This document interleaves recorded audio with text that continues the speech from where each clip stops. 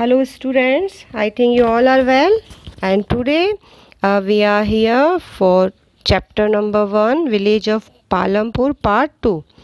In this section we will describe the whole summary of the chapter what we have discussed according to your NCERT book. So there is some topics, some queries of the students also which I will explain in this section. First is the farming in Palampur. Second point is there a way one can grow more from the more crops from the same land? And third is, will the land sustain? Fourth is, how is land distributed between the farmers of Palampur? Next is, who will provide the labor? Next is the capital needed in farming, and the sale of the surplus farm product, and last is non-farming activities. Some students are asking that what is the meaning of farming activities and non-farming activity, in which section I will describe you. So whole chapter according to your NCERT book I will explain you. So we will start from the first topic, farming in Palampur. So first point is farming in Palampur. As I told you that the 75% of the people, those who living in the Palampur, are engaging in the agriculture work.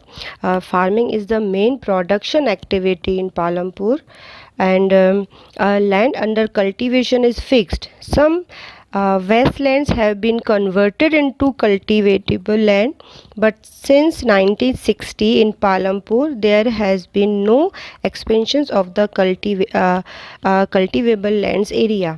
It means in Palampur, which is very developed village, every facility is well available there: electricity, transport, good market system, and modern farming method, multiple cropping.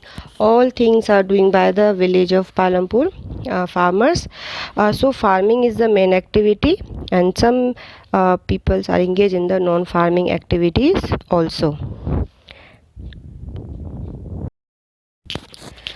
And next point in your NCERT book is there a way one can grow more from the same land? क्या ये possible है कि एक ही land में बहुत सारी crops उगाई जाए, जिसका डिस्क्रिप्शन हमने आपको बताया था in the method of the multiple cropping system.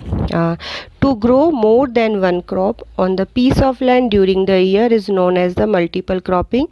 It increase the yield on a given piece of land. हम प्रोडक्शंस बढ़ा सकते हैं बट हम लैंड को इंक्रीज़ नहीं कर सकते. तो ये एक मेथड है कि किस तरह से प्रोडक्शन को इंक्रीज़ किया जाए, क्योंकि पॉपुलेशन के अकॉर्डिंग हमें प्रोडक्शन की रिक्वायरमेंट होती है.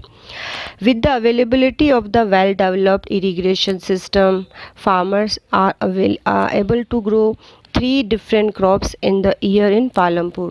यानी कि 3 से 4 तरह की क्रॉप्स पालमपुर के जो फार्मर्स हैं वो अपने एक ही लैंड में ग्रो कर सकते हैं. The modern farming method were used for higher yield. The introduction of the green revolutions lead the Indian farmers to cultivated wheat and rice using HYV of seeds. HYV seeds needs the plenty of water and also chemical fertilizers and pesticide to produce best result. इसका result बहुत अच्छा आया. Productions जो पहले 50% था एक land का, वो 75 से 80% तक बढ़ गया, यानी कि एक ही लैंड में प्रोडक्शंस को इंक्रीज़ किया गया. This method of modern farming was first use by farmer of Punjab, Haryana and the western Uttar Pradesh in India. सबसे पहले यूज़ किया गया ये हरियाणा पंजाब में और वेस्टर्न जो है उत्तर प्रदेश में, और जो आज भी एक बूम है जहाँ पर एग्रीकल्चर बहुत अच्छा होता है इंडिया में. यहाँ पर सबसे पहले इंट्रोड्यूस किया गया ग्रीन रेवोल्यूशन को. ग्रीन रेवोल्यूशंस हमने एक आपको एनिमेशन भी दिखाया था, उसके बारे में बताया था कि क्या एडवांटेज रहे इसके. Farm machineries like tractors are made the ploughing and harvesting faster. और जितनी भी मशीनरीज यूज़ की जाती है इसमें, जिससे जो वर्क जो था वो बहुत जल्दी होने लगा. प्रोडक्शन तो बढ़ा बढ़ा ही, लेकिन यहाँ पे लेबर रिड्यूस हो गया क्योंकि सारे काम जो हैं ज़्यादा से ज़्यादा काम कौन करने लगा, मशीन। तो यहाँ पे हमारा टाइम भी कंज्यूम नहीं हुआ और हमारा प्रोडक्शन भी बहुत ज़्यादा इंक्रीज़ हो गया। तो ये 2 से 3 पॉइंट थे आपके multiple cropping, modern farming method and green revolution. Remember these all points.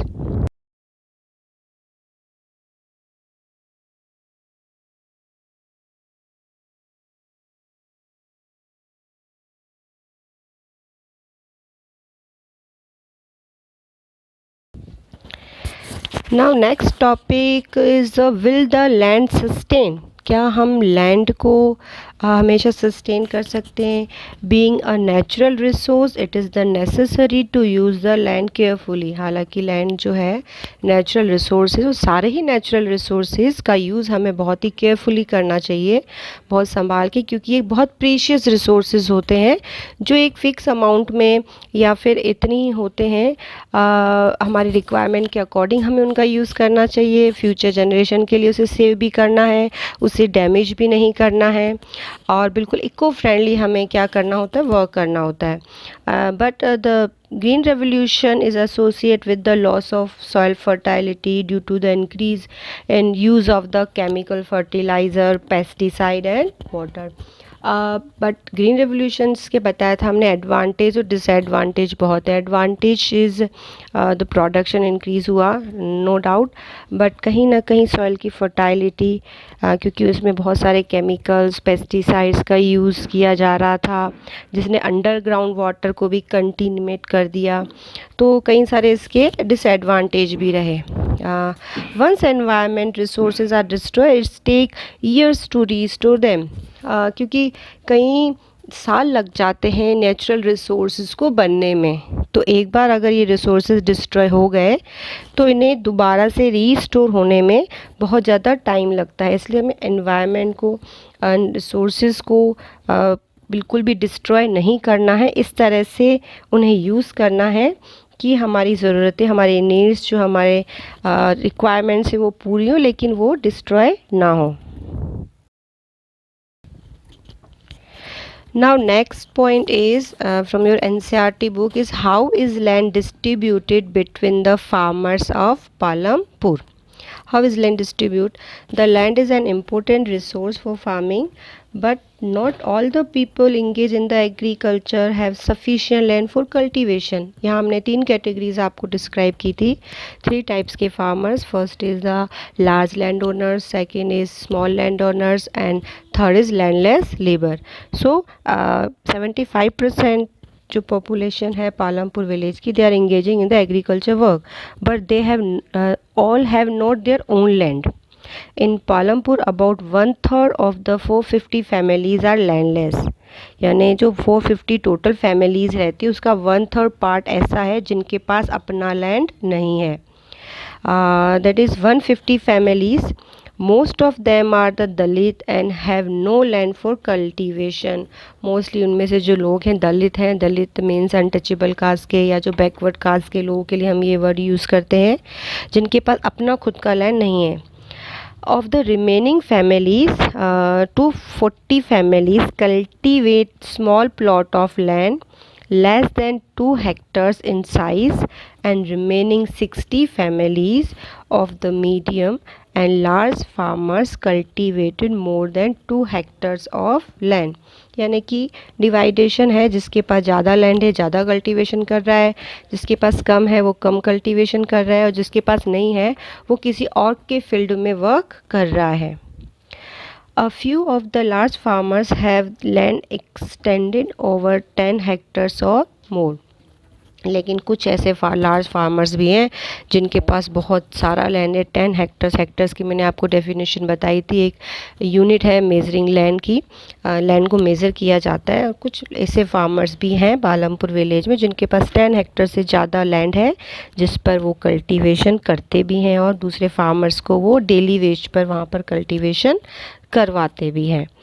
तो it's all about the distribution between the farmers of Palampur.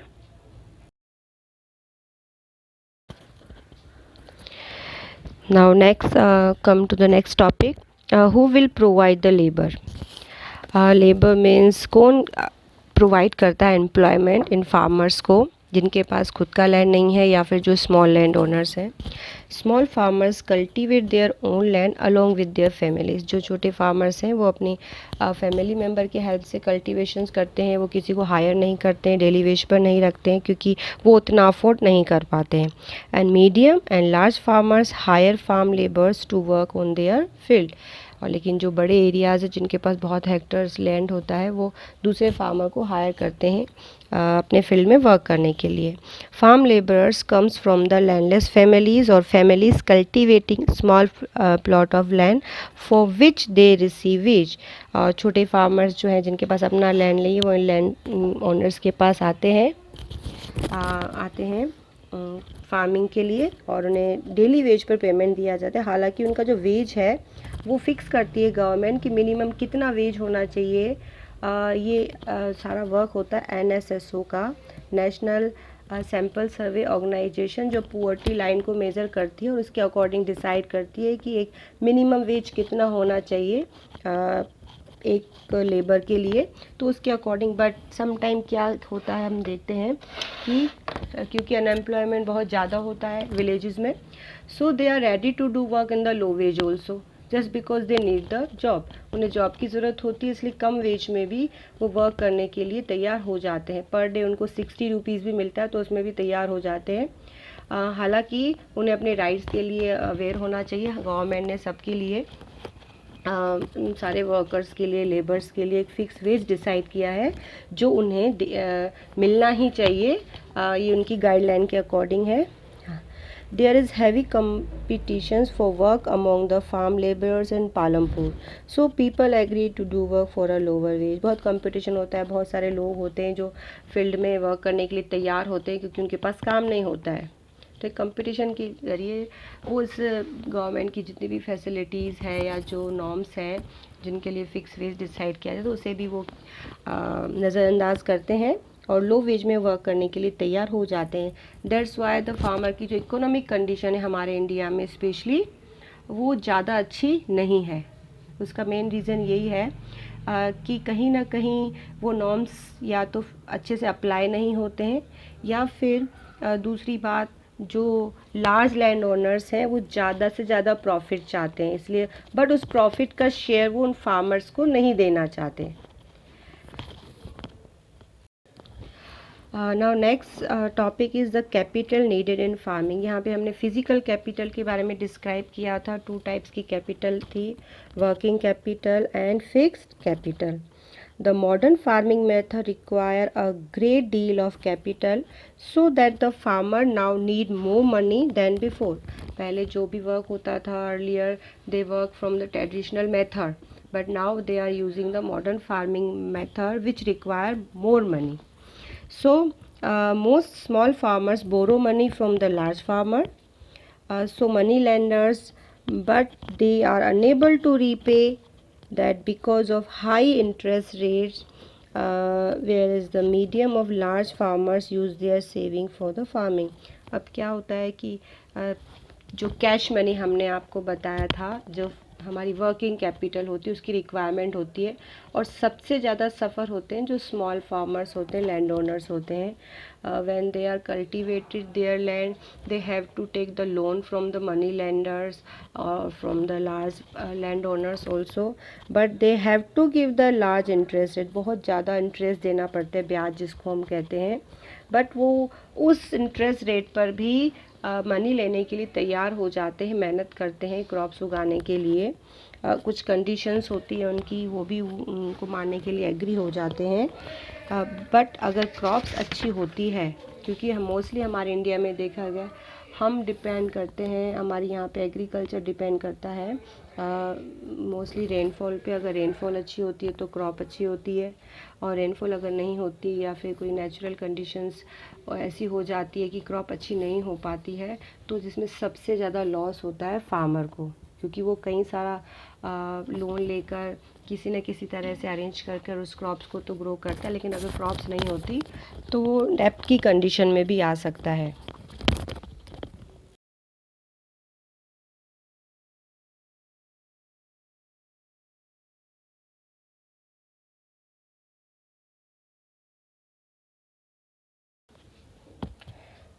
Now, next topic is the sale of the surplus farm product. Now, farmers have taken the loan also, they grow the crops, but next process is to the selling of their surplus. When harvesting and production is completed, a part of wheat is kept for the family's self consumption, and the surplus is sold to traders in market, and they sell them further to the shopkeepers in town and cities. Farming हो गई, इसमें उनका main work ये होता है कि वो उस जो अपने प्रोड्यूस को है, कुछ प्रोड्यूस वो अपनी फैमिली के कंजप्शंस के लिए रखते हैं कि उन्हें भी चाहिए होता है पूरे साल भर, तो कुछ पार्ट वो अपने लिए रखते हैं और जो बचता है उसे वो मार्केट में सेल करते हैं। अब मार्केट में उन्हें अगर अच्छा रेट मिलता है तो बहुत अच्छी बात है, लेकिन कई बार उन्हें कम वेज में भी या फिर अपनी क्रॉप्स का उतना बेनिफिट नहीं मिलता है, क्योंकि जो भी मार्केट में ट्रेडर्स उनसे ख़रीदते हैं वो बहुत कम में ख़रीदते हैं, लेकिन आगे जाके मार्केट में या शॉपकीपर्स को वो बहुत अच्छी कीमत में उसे बेचते थे। यहाँ पर भी प्रॉफिट जो है ट्रेडर्स का ज़्यादा है, फार्मर्स का यहाँ पे जो प्रॉफिट है वो बहुत ही कम है। तो एक प्रॉब्लम ये भी फेस करनी पड़ती है स्पेशली फार्मर को कि क्रॉप्स अच्छी हुई तो उसको ख़रीदने के लिए बहुत अच्छा, इसके लिए हमारी गवर्नमेंट एक एमएसपी जो होती है, मिनिमम सपोर्ट प्राइस जो है, एक कॉन्सेप्ट चलाया है एमएसपी पे, यानी कि फार्मर्स सिक्योर रहे, वो फार्मिंग करता रहे, तो उसकी क्रॉप्स ग्रो होने से पहले ही उसकी क्रॉप की प्राइस डिसाइड कर देती है गवर्नमेंट, जिसे हम कहते हैं एमएसपी, मिनिमम सपोर्ट प्राइस। यानी कि जो भी क्रॉप्स होगी उस प्राइस में जो डिसाइड की गई है गवर्नमेंट सीधा फार्मर से ख़रीदती है, जिसमें गवर्नमेंट का भी फ़ायदा होता है और फार्मर का भी फ़ायदा होता है। एटलीस्ट उन्हें मिनिमम जो भी प्राइस डिसाइड की है गवर्नमेंट ने वो उन्हें मिलती है। तो कई सारी ऐसी पॉलिसीज़ हैं जो गवर्नमेंट ने चलाई है, the problems which face by the specially farmers, government is trying to solve the all problems, but still some reformation is the necessary, especially in the agriculture area. Now last point is the non-farming activity. In Palampur there are mainly two types of activity, farming activity and non-farming activity. Farming activity, the agriculture work, जो भी farmers हैं agriculture work में engage होते हैं people, उससे related कोई भी work करते हैं उसे हम farming activity कहते हैं. But about the non-farming activity, only 25% of people in Palampur are engaged in the variety of the non-farming activities, like dairy is a common activity for earning income in Palampur. कई बार देखा है जो दूध बेचते हैं लोग, क्योंकि विलेजेस में मोस्टली एनिमल्स होते हैं, फार्मर्स के पास गाय होती है, भैंस होती है, तो उनका जो दूध होता है उनसे उनको एक बेनिफिट मिलता है कि जब फार्मिंग नहीं होती है तो ये एक सोर्सेज होता है उनके लाइवलीहुड का. The milk is sold in near by villages and then transported the far away cities and towns, वहाँ से बेचते हैं, उसके बाद टाउन सिटीज़ में जाता है. कई सारी डेयरीज़ जो होती हैं वो उसे लेती है और उस पर टैग लगा के उसे सेल करती है. Less than 50 people are engaged in the manufacturing work in Palampur. Manufacturing work है छोटी छोटी चीज़ें जो बनाते हैं. Here manufacturing involve very simple production method, बहुत सिंपल तरीके से चीज़ें बनाई जाती हैं.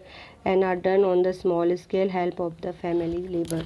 स्पेशली देखिए कुछ लोग हैं जो आर्ट का काम करते हैं, आर्ट एंड क्राफ्ट का होता है, जैसे पॉटर होता है, पोट बनाते हैं, मटके बनाते हैं, कई लोग झाड़ू बनाते हैं. छोटे छोटे वर्क होते हैं जो मैनुअल होते हैं, हाथ से होते हैं. ये सारी चीज़ें किस में आती है? मैन्युफैक्चरिंग में. द शॉपकीपर्स, नेक्स्ट आप इसमें शॉपकीपर्स को ले सकते हैं. Shopkeepers of Palampur by various goods from the wholesale markets in the city and sell them in village. कई सारी चीज़ें बेचते हैं शॉपकीपर्स, वो होलसेल में लाते हैं और गांव में आके उसे बेचते हैं. They sell a wide range of items like stationery, soap, toothpaste, rice, wheat, tea, sugar, oil, biscuit, candles. So many things are there. They have to keep all things in their shops and sell in the villages. And Palampur is well connected with the roads, so many people are engaged in the transport services to carry goods and people from one place to another, and in return they get paid for it. Transport services include rickshaw, tanga, jeep, tractor, truck, bullock cart, etc. So, main non-farming activity is the dairy products and the manufacturers items, small manufacturing shops are there, and transport services are there. These all are in the part of the non-farming activity. So your chapter is over, and I think you all are understanding all things, and in next part I will describe some question answer from this book, and please do exercise question answer in your notebook so that you can study the offline also. Tell me pretty lies, look me in the face, tell me that you love me, even if it's fake.